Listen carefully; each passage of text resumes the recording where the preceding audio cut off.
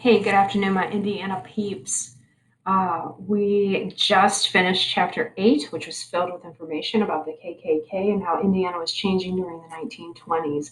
We went along with all of the changes. So, women are wearing short dresses, short hair, they're dancing provocatively, we're drinking from speakeasies during Prohibition, and Indiana is the center of attention for the United States. Indiana was the place to be because of French Lick Resort, West Baden Springs. People were getting on trains to come and see us. So Indiana used to be it, okay, which I thought was pretty cool. But what we're going to see here in chapter 9 is how things are changing because of worldwide events. We're going to get into the Great Depression, we're going to get into World War II, and you're going to see a change in the way Hoosiers are thinking. Okay? All right, so let's do it. Chapter 9, My Peeps.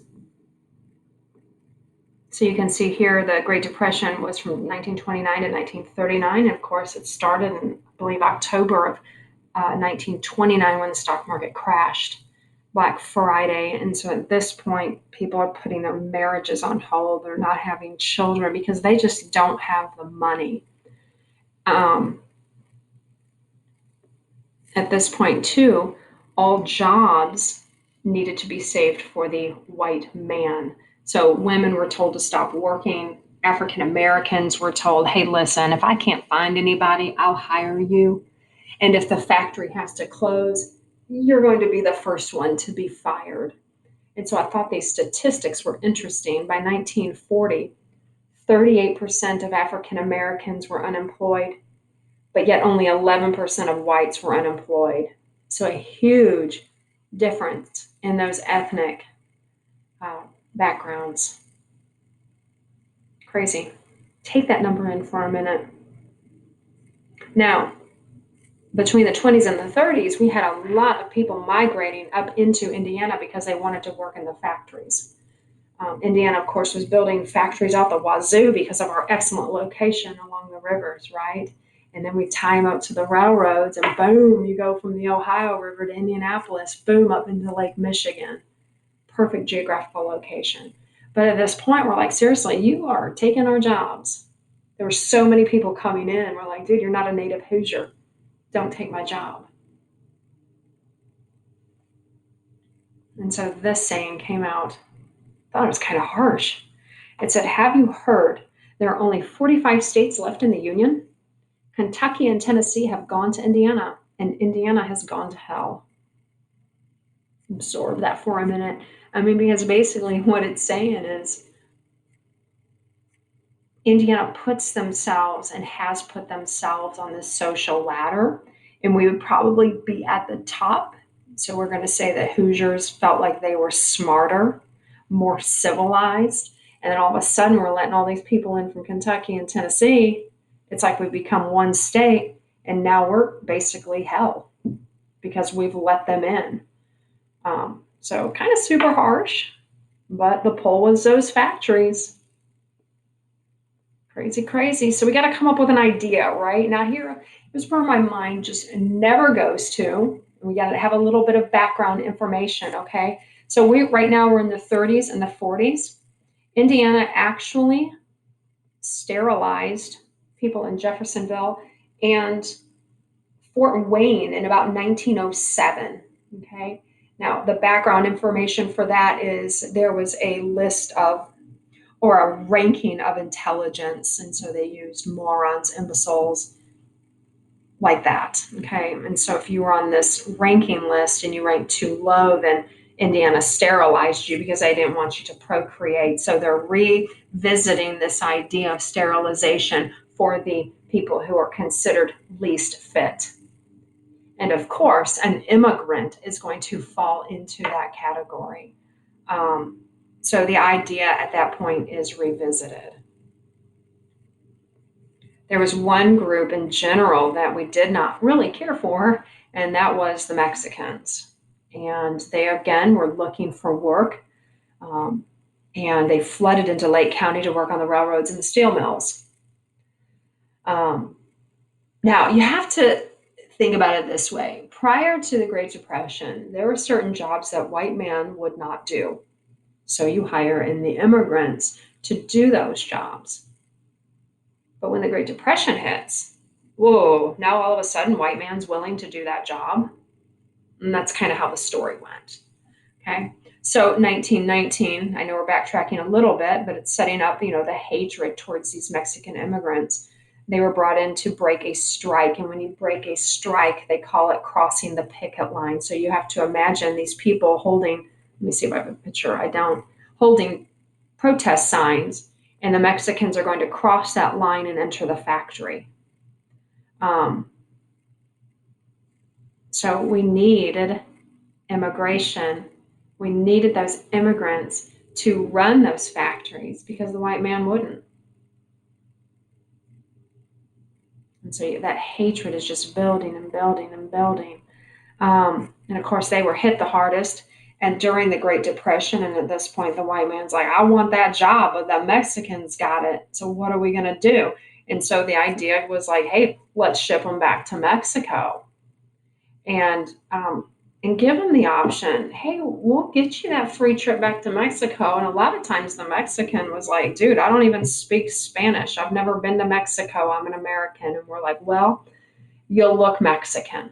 So we're going to need you to go back. And if they didn't, you can see here, they were greatly encouraged to go back. And if they didn't, they received very little assistance from the government. So we're going to take away any help during that Great Depression era for the Mexicans. So we're going to say, all right, we're not going to give you as many food stamps. We're not giving you health benefits, nothing. Oh, your housing, that's gone.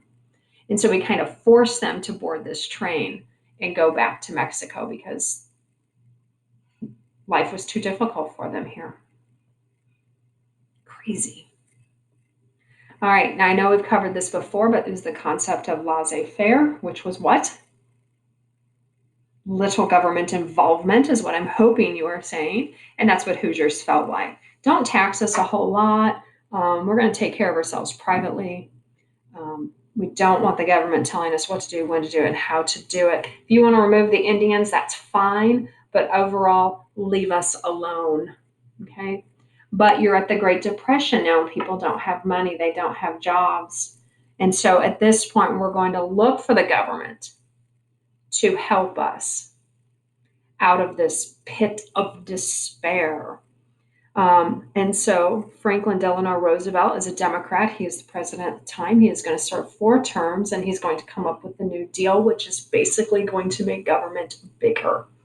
He's going to come up with Social Security. He's going to come up with the Works program, get people back to work. Ultimately, he's making government bigger as he's doing that. Okay. Now, eventually, World War II is going to hit, and that will help really get us out of this Great Depression. But we'll address that later. Okay. Our governor at the time was Paul V. McNutt, and he is going to kind of do the same thing that FDR was doing, but he's going to do it on a state level. Now, you got to remember, we were jamming it up, partying up in the 1920s. So we're going from an image like that to an image like this, where we're standing in line to get food from the Salvation Army. Okay, this is a big change for us. And so Paul V. McNutt, as you can see drawn here, is going to institute a lot of programs and make government bigger. And it's going to be hard for Hoosiers to accept this government help, but honestly, there's no other way out. And so his immediate task was to relieve the suffering. We're going to get people food, clothing, shelter. We have to get that out there. We're going to make taxes lower. We're going to maintain that education system. But the government's going to help you. Okay? There's our life raft. Ooh, preserver, not raft. There's our buddy Paul V. McNutt with FDR, Skaboom. It's called the Alphabet Soup. They come up with all these programs collectively known as the Alphabet Soup because they all had they were known as like the SS, WPA. Okay. And so, like I said before, the Works Program Administration, look what we did though. We put people back to work and we constructed 24,000 miles of roads, 3,000 bridges, 361 parks, and 78 schools in the state of Indiana. Put people back to work and they start earning that paycheck again. Go government. Okay. But as you can see, Indiana really prospered from this too.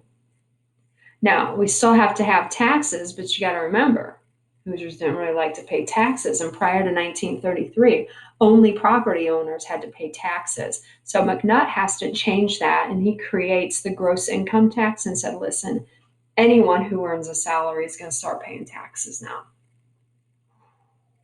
That's a big change for Hoosiers.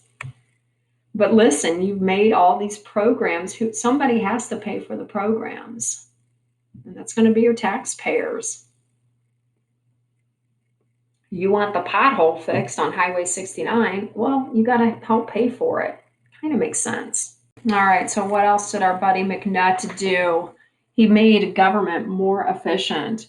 By the time he was in office, there was 100 departments and agencies, and he ends up creating this Reorganization Act of 1933, takes 100 departments and puts them into 8 departments. So the efficiency level of the government has increased. All right. And so not everybody's in favor of McNutt in their eyes, just handing out money to people. And so we kind of became known as Santa Claus. The Republicans are like, dude, you can't be doing this. We're going to go broke. His point is I'm taxing more people. He's like, and then the Republicans are like, dude, but you're like Santa Claus. Ho, ho, ho. You just can't do it. Okay. So he did get a lot of backlash for it. He also had the nickname Hoosier Hitler because there were 11 counties that had very violent coal mining strikes in the 1930s. And he ends up putting those counties under martial law. And when you're under martial law, who's in charge? Skaboom, the military. And so they thought he was also a little bit too dictatorship-like. And so he got the nickname Hoosier Hitler for intervening in labor disputes. Because you got to remember, Hoosiers like the government to stay out, and now you got this guy coming in all like Hitler, and they didn't like it. He dies at the age of 63 in 1955. I have never been to IU in Bloomington, but apparently there is a residence complex called Paul V. McNutt Quadrangle. So it's one of the largest residence halls in the Big Ten universities. So, and then also you can find this bust, the statue of McNutt in the front foyer of McNutt Quad. So yay, governor. All right, guys, that is where I'm going to end this today. And you just got some questions to answer. And I will chat with you guys later.